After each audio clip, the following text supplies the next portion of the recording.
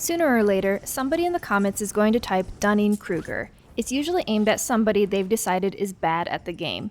It's become the internet's polite way of saying, you're too stupid to know you're stupid. It gets used on people in lobbies, in comment sections, on politicians, on coworkers. And the version everyone means, that people who are bad at something actually rate themselves higher than the people who are good, is not what the study found.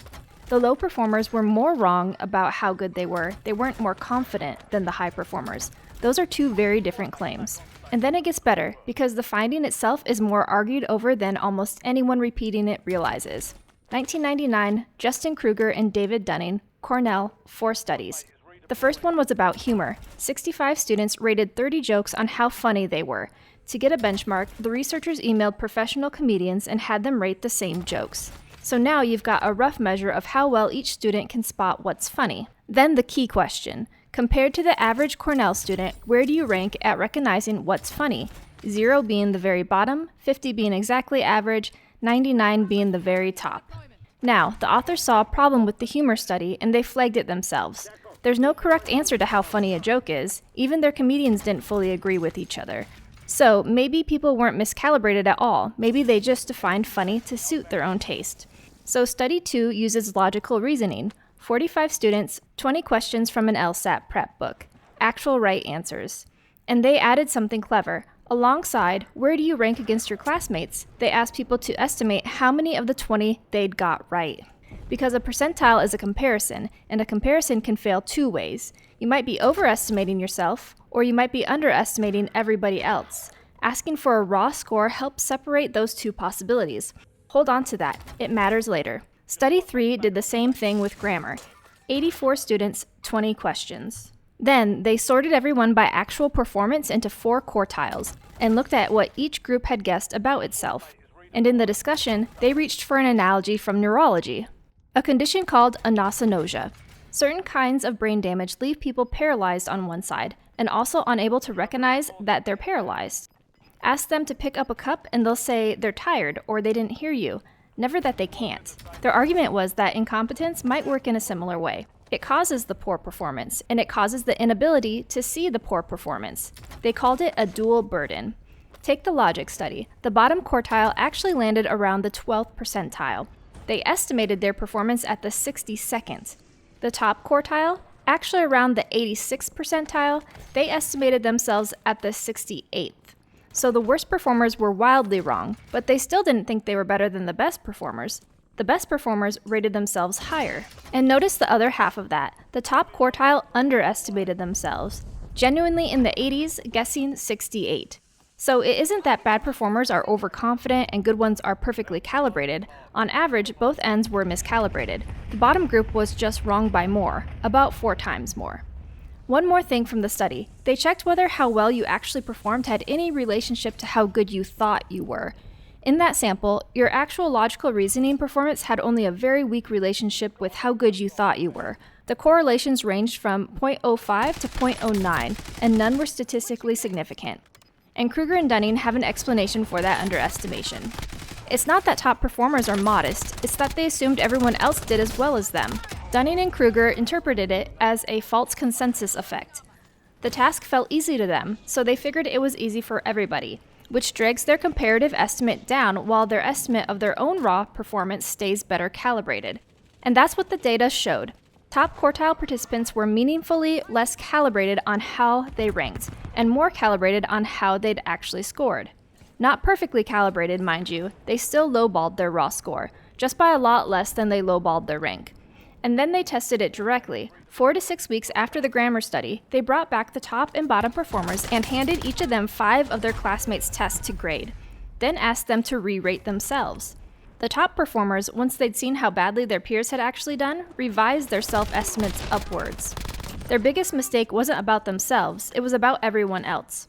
I should say, that part of the study was small, 17 people in the bottom group and 19 in the top. So the honest summary isn't idiots are confident. Miscalibration showed up at both ends of the performance distribution, but in different directions and possibly for different reasons. Now, how solid is it? There's a serious argument that a lot of this is just what the graph does on its own. Try this. Imagine a group of people with no self-knowledge whatsoever, none, and every one of them guesses the same thing. I'm about 60th percentile. Identical answer, zero information behind it. Sort them by how they actually scored. The bottom group, genuinely around the 12th percentile, said 60. Looks like massive overestimation. The top group, up in the 80s, also said 60. Looks like underestimation. And you've just produced the famous crossing graph out of a population where nobody knew anything and everybody said the same number. Real people don't all guess identically, but scattered guesses do the same thing, just messier.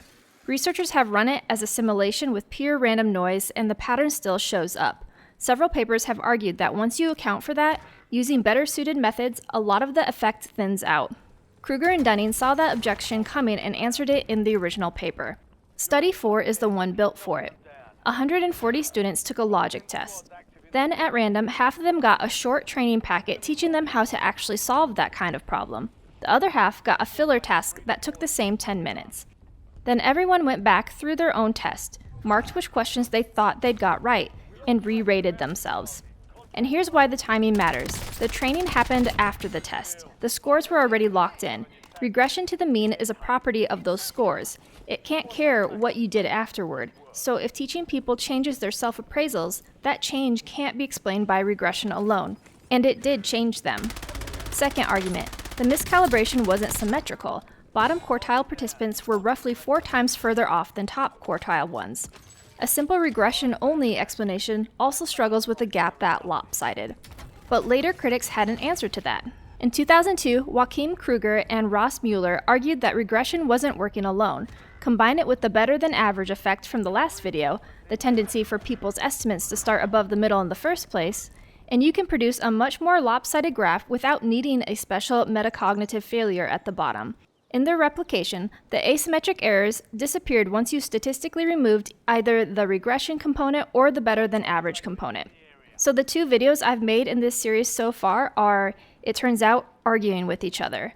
Now, 2 details in Study 4. The test they used was built on the Warzone selection task, the card puzzle from the last series, the one almost everybody fails until you make it about catching a rule breaker. And the training packet they wrote was modeled on work by Shang and Holyoke. Their account of that puzzle is what Kruger and Dunning used to make people better at it, which produces a genuinely strange paradox, and they say so themselves. One way to make somebody recognize their incompetence is to make them competent, at which point they're not incompetent anymore. And that argument didn't end in 2002. In 2022, a team led by Robert McIntosh ran a registered report, meaning the design and analysis were locked in and reviewed before any data came in.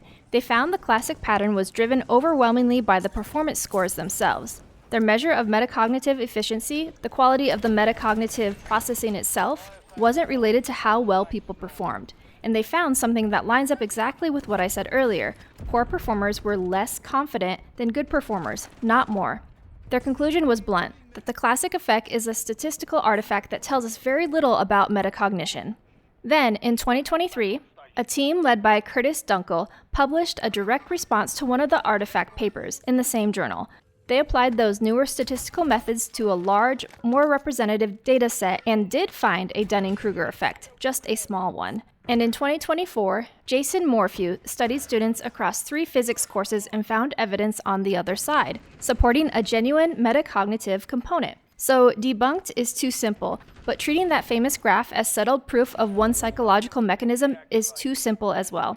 What I'd say confidently is this. The specific thing everybody means when they say Dunning-Kruger, that incompetent people rate themselves higher than experts do, is not in that paper and never was. Everything past that is still genuinely being worked out. And the authors themselves are more careful than their reputation. They say outright that other things drive overestimation too. Motivation, self-serving definitions, selective memory. They also note that even outside the bottom quartile, there was still a small average above average bias, just over 6 percentile points, that their metacognitive explanation couldn't account for. They even speculate about a lower boundary to their own effect, and they're careful to say their studies didn't directly test this. Their idea is that you need at least some minimum amount of knowledge or experience before you can confidently generate the wrong answer.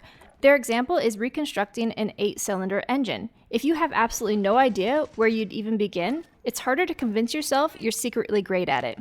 And that leads to the most useful thing in this paper for us, which is a limit the authors put on their own claim. They argue the effect should be most likely in domains where the knowledge required to perform well is also the knowledge required to recognize good performance. Grammar, logic. Someone with a strong grasp of the rules of grammar is going to be more competent at recognizing grammatical English. But they point out that plenty of domains don't work that way, ones where competence depends on physical skill. Their examples are great. People who understand basketball deeply and cannot dunk to save their lives. Art appraisers who can evaluate fine calligraphy and know perfectly well they can't produce it. Now think about what Warzone actually is, because Warzone is both. Some parts are heavily knowledge-based. Map knowledge, circle mechanics, knowing what a perk does, understanding why one position is stronger than another. Other parts are obviously execution, aim, tracking, movement, recoil control. You can understand exactly what good aim looks like and still not be able to produce it. And then there's game sense, rotations, timing, when to take a fight, which sits awkwardly in the middle. You can know the principle and still fail to recognize the situation quickly enough to use it. Which means that even if the metacognitive account holds up completely, it probably doesn't apply evenly across this game. So if someone drops Dunning-Kruger on a player in a comment section, think about what they need to know to make that call. That person's actual skill, and that person's private self-assessment, which they can't observe at all. Two things they have no access to using a study they likely haven't read thoroughly, which is still being argued about. It stopped being a finding and become an insult wearing a lab coat. Last video, your ability to rank yourself. This one, the famous explanation for why that goes wrong. So where's that estimate actually coming from? And I think the answer is uncomfortable because it isn't your average performance. Your best game, your best clip, and whatever happened in the last 20 minutes. And there are some very well documented reasons memory gives those moments more weight than they deserve. That's in the next one.